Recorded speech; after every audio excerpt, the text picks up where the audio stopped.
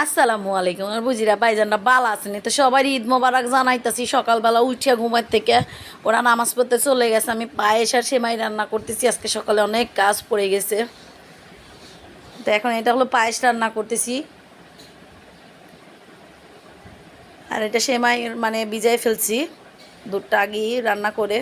সংসারের কাজের শেষ নাই ঈদের দিন আরও বেশি কাজ পড়ে যায় তো এটা হলো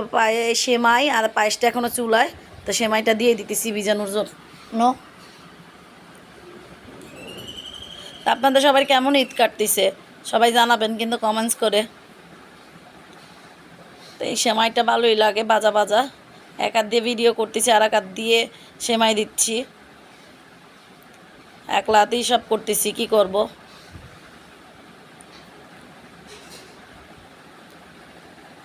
এরা আবার নামাজ পড়ে আসে খাবে তাড়াতাড়ি সব কাজকর্ম সারতেছি আজকে আমার এমনি ঘুমের থেকে উঠতে লেট হয়ে গেছে অনেক রাতে ঘুমাইছি তো আমার আব্বা মারা গেছে আব্বার কথা খুব মনে পড়তেছে আব্বারে অনেক মনে পড়তেছে আজকে বাবা বাচ্চা থাকলে তাড়াতাড়ি সকালে উঠে ফজরের নামাজ পড়ি রান্না বসাই দিতে হইতো তো পায়েসটা আবার একটু উঠাচ্ছি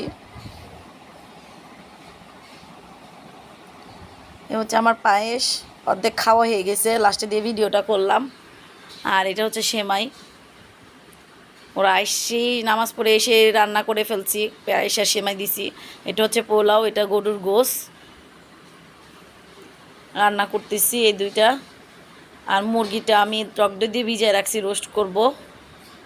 আর এটা হচ্ছে খিচুড়ি মানে কাজের শেষ নাই আস্তে আস্তে কাজ করতেছি আর এই আমার আফসারা একটু দুষ্টামি করতেছে সে ঈদের ড্রেস কোনটা রেখে কোনটা পরবে সে নিজেই জানে না আমাকে দেখে দৌড়ায় আসছে তো সবাই ভালো থাকবেন সবাই ঈদটা ভালো কাটুক আসসালামু আলাইকুম